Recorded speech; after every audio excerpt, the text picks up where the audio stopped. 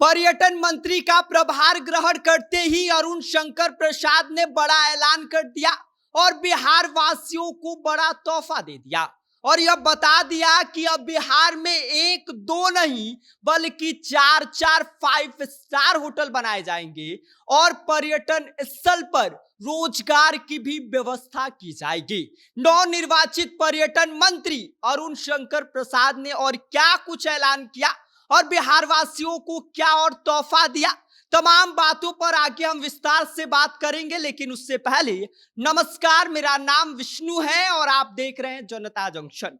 आपको बता दें कि आज नवनिर्वाचित पर्यटन मंत्री अरुण शंकर ने आज पर्यटन विभाग कार्यालय पहुंचकर अपना पदभार ग्रहण किया और इसके साथ ही उन्होंने बिहार वासियों को बड़ा तोहफा दे दिया, बिहार के लोगों के लिए बड़ा ऐलान कर दिया और यह बता दिया कि भाई जैसे बिहार अपनी समृद्धि, परंपरा, संस्कृति और अपनी विरासत के लिए मशहूर है, सिर्फ देश नहीं बल्कि विदेशों में भी बिहार की एक अलग पहचान है।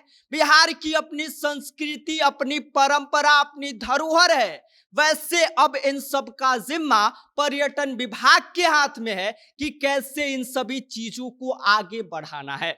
और इसके साथ ही पर्यटन मंत्री ने बड़ा ऐलान कर दिया और बिहार वासियों को तोहफा देते हुए कहा कि अब बिहार में एक दो नहीं बल्कि चार चार 5 स्टार होटल बनाए जाएंगे। और आप जगह नोट कर लीजिए कि कहां कहां पर 5 स्टार होटल बन रहे हैं। तो पहला नाम है पटना, राजगीर, नालंदा और वैशाली। इन 4 बड़े शहरों में 5 स्टार होटल को बनाने का लक्ष्य इस बार पर्यटन विभाग ने रखा है और इसको लेकर बाकायदा आज की कैबिनेट बैठक में इन सारी बातों पर मुहर लग गई है। इसके अलावा आप सुन लीजिए कि पर्यटन विभाग की ओर से कौन कौन सी और योजनाएं हैं जिन पर आज के इस कैबिनेट बैठक में मुहर लगी है। तो पहला है सोनपुर हरियर क्षेत्र का कॉरिडोर बनाया जाएगा। गया जी में विष्णुपद मंदिर का कॉरिडोर बनाने का जिम्मा भी पर्यटन विभाग के हाथ में चला गया है। महाबोधि कॉरिडोर का निर्माण किया जाएगा। बोध गया मेडिटेशन सेंटर और इसके जैसी कई योजनाओं पर आज के इस कैबिनेट बैठक में नीतीश कुमार की उपस्थिति में पर्यटन विभाग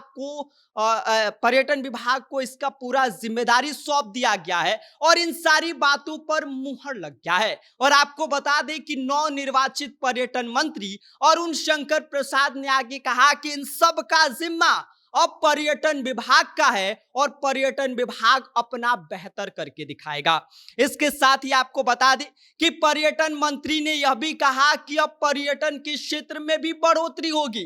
जहां 2024 में बिहार आने वाले पर्यटकों की संख्या 6.6 करोड़ थी, तो वहीं पर अगर 2025 की बात किया जाए तो सितंबर तक की रिपोर्ट का उन्होंने जिक्र करते हुए कहा कि 5 करोड़ से ज्यादा पर्यटक बिहार आ चुके हैं। ऐसे में आपको बता दें कि उन्होंने इस बात का भी बाकायदा ऐलान कर दिया कि अब तक बिहार टॉप 10 पर्यटक के क्षेत्र में है, तो वहीं पर आने वाले 5 वर्षों में यह जो टॉप 10 पर बिहार है वो टॉप 5 की लिस्ट में आ जाएगा।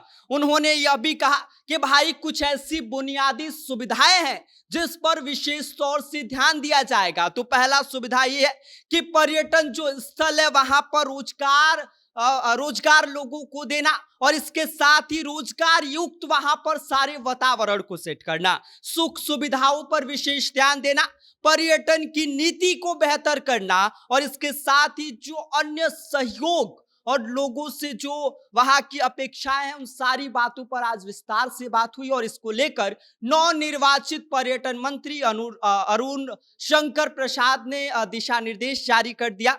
और इसके साथ ही उन्होंने कहा कि यात्रा भ्रमण को लेकर भी विशेष तौर से ध्यान रखा गया है ताकि किसी भी प्रकार की किसी को दिक्कत ना हो और इसके साथ ही आपको बता दें कि सबको बेहतर अनुभव मिल सके। और इसी क्रम में उन्होंने यह भी कहा कि भाई बिहार वासियों को तोहफा देना तो बनता है कि जो पर्यटन स्थल है वहां पर उनके रोजगार की व्यवस्था कर दी जाए ताकि उन्हें रोजगार भी मिल सके और हमारे पर्यटन को भी बढ़ावा मिल सके।